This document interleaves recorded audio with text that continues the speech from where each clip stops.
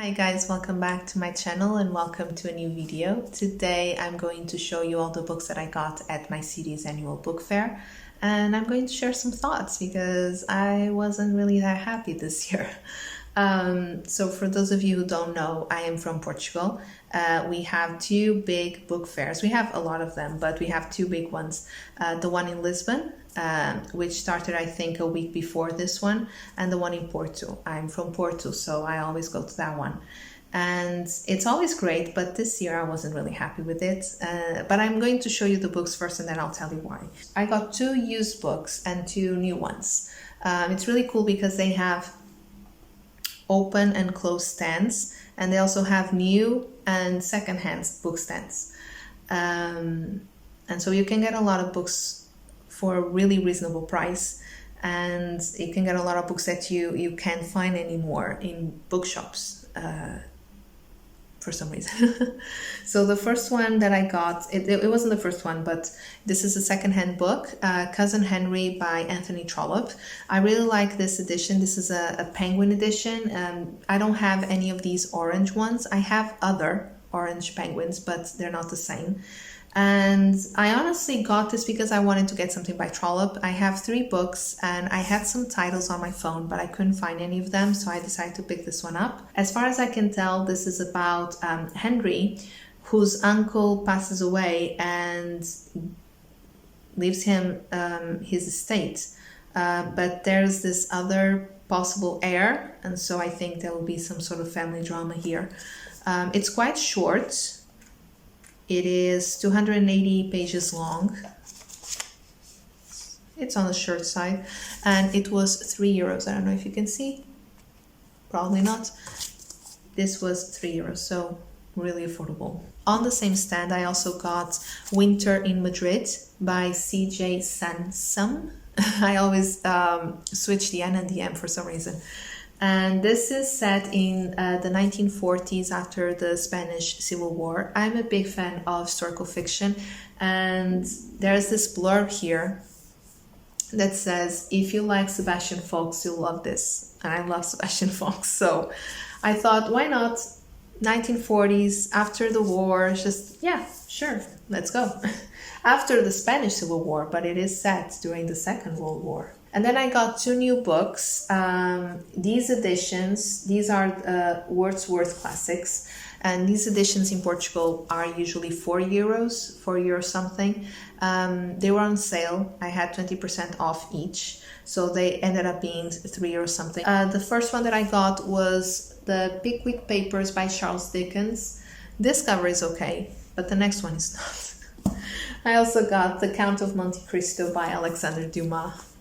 This cover is so ugly. I think this is a running joke with these editions because some of the covers are just really ugly. So these are the books that I got. These two, I got them new, but the editions are already really cheap in Portugal. And yeah, these two are used but affordable. So I was really happy with that. I wasn't happy with the rest. Let me tell you. This book fair is huge. It's really, really big. I don't think it's as big as the one in Lisbon. I've never been there, but I see a lot of people commenting and posting photos on Instagram and stuff, and it seems like it's a lot bigger. This year, however, I think there was a little bit of a false advertisement thing going on. There was this magazine or newspaper online that said there would be 80 book stands.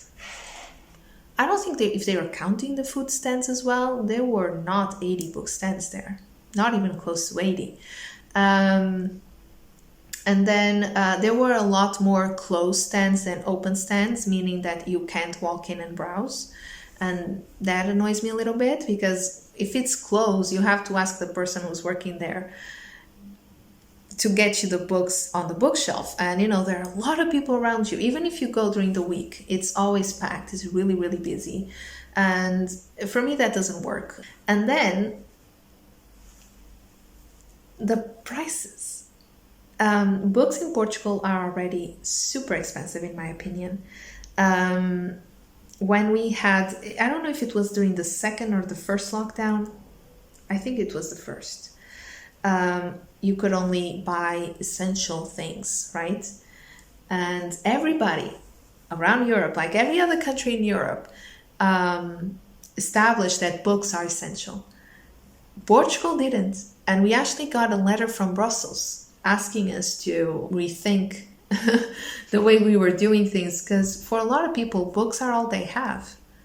And yeah, for months you couldn't buy books anywhere because they were not essential. And then they decided to make them essential. So I think during the second lockdown you could get books, but during the first one you couldn't. It was something stupid like that. So books are already expensive, and in my opinion, book fairs, one of the main goals of a book fair is to make culture and reading more accessible to everybody. And so the prices have to be, I'm not saying to be half off, but they have to be established according to that. Because otherwise we're just, we're tricking people. I picked up this edition of, it was either The Idiot or Demons by Dostoevsky, and it was a translation, a Portuguese translation. Obviously, it wasn't the original Russian because I can't read Russian, but it was a Portuguese translation, not an English one. And it matched the one that I have of The Eternal Husband. I reviewed that book a few weeks ago on my channel. And I checked the price. The original price was 20 euros. The book fair one was 18. 2 euros. In my opinion, that's not enough. I'm sorry. A lot of people go to the book fair with 20 euros to spend. And in this case, they would use the money to buy one book. I don't know. It's just, I understand that people have to make money and everything is really complicated. Prices are going up. Life is not easy. I understand that, but it's a book fair. It's supposed to be about making culture more accessible, reading more accessible for everybody. Virtually anyone who can pay 18 euros can pay 20.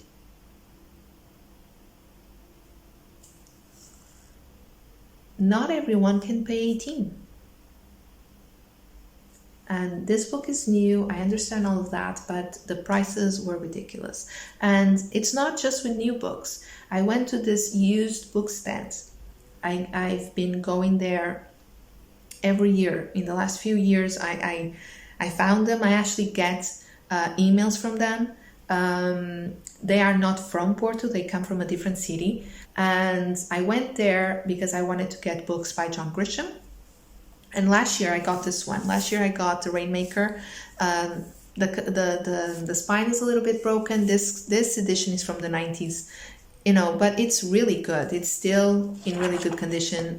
Like it's not falling apart or anything. It's used, but it's good. And this was 3 euros. It has the price here. The price was 3.50, but we didn't have 50 cents. And the guy was really nice and he said, it's fine. You can take it for 3 euros. So I got this one last year. And I have this one that I got new this year, I think either January or December 2021, I can't be sure. And I got it at a bookshop here in Portugal and I paid full price. It's new, it's a new edition, as you can see, The Whistler. It is an English one, it is not a translated one. These editions are between 10 to 12 euros. And I think I'm going over a little bit, but I think some of them are 12 euros. This one I think was 11 something or 10 something. I can't remember exactly. So, John Grisham is not that expensive. Obviously, these books are not that expensive. The one that I found this year, I found a book that was like 10 times worse than this one. It was literally falling apart. The spine was completely broken. The cover had tears. It was all creased. It was just, really damaged. And I don't have a problem with that. I was going to buy the book and then I checked the price. They were asking for €16.75 for that book. When a new one in a bookshop, when it's not on sale, it's not more than 12 euros. I mean, I think they are taking advantage of people. I think they're tricking people. I was not happy. I'm extremely disappointed. And everything I see about the book fair online on Instagram, everybody's praising them and no one is talking about these issues. The prices are ridiculously high. Not everyone can pay them. I almost don't buy new books anymore. I get them as birthday gifts or something, or Christmas presents, but I only buy new books whenever I get a gift card. Sometimes I get a gift card for Christmas and I use it on books. I don't understand, honestly. I don't see how it's possible for bookshops and department stores and whatever saying that they support culture and they want people to read more and let's all read, and then you have ridiculously expensive books and you expect people to be able to afford them. Not everybody can afford them, and book fairs are supposed to be about making them accessible to everybody. Oh, there was this other situation. This one is just funny, honestly. There was this big stand that said Penguin Random House Portugal. And usually when I go to book fairs, I look for classics because they're really hard to find in bookshops for some reason. Now they're really hard. It didn't used to be this way, but now you can find always the same titles. But if you want something different, it's a bit hard. So I figured, okay, Penguin Random House. Penguin, classics. I get there. It's a closed stand. It's huge, but it's closed, so you can't browse the bookshelves. You have to ask the people working there. And I saw like 3 or 4 people. That's not a lot. It's packed with people. The books on display are all YA, children's books, just the books you see everywhere now on Instagram. They have like a row in the vertical position. They have like a row of Black Penguin classics, a black spine. They have the same title over and over again. They have like the 6 titles, but a lot of books, so they are repeating the titles over and over again.